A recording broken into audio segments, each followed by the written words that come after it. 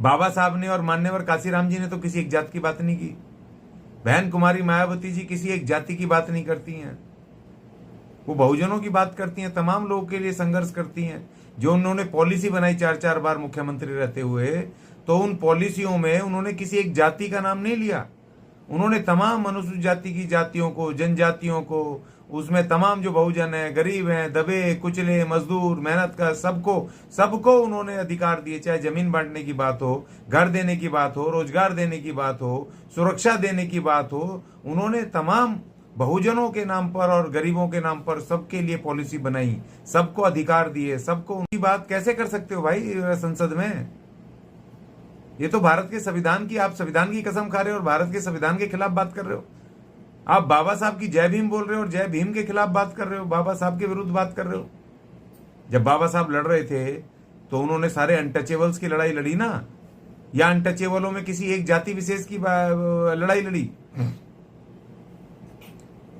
और जब बाबा साहब लड़ रहे थे तो अछूत जातियों में से एक दो बड़ी जातियां ऐसी थी जो बाबा साहब के विरुद्ध लड़ रही थी, वो कांग्रेस में थी। लेकिन बाबा साहब ने फिर भी कुछ वो नहीं किया। जब संविधान बनाने का मौका आया या समय समय पर जब उनको कुछ करने का मौका आया, तो उन्होंने तमाम अनटचेबल्स के लिए, उस समय के अनटचेबल्स और आज के SC STs, उन सब के लिए उन्होंने काम किया, वन टू ऑल। और आज आप कह रहे हो, आप वहां संसद में आप चमार रेजिमेंट चिल्ला रहे हो, आप एक धर्म अनुसूचित जाति के एक धार्मिक व्यक्ति की बात कर रहे हो। ये कैसे चलेगा भाई? और जिन लोगों ने तुम्हें सपोर्ट की है उन लोगों को सोचना पड़ेगा।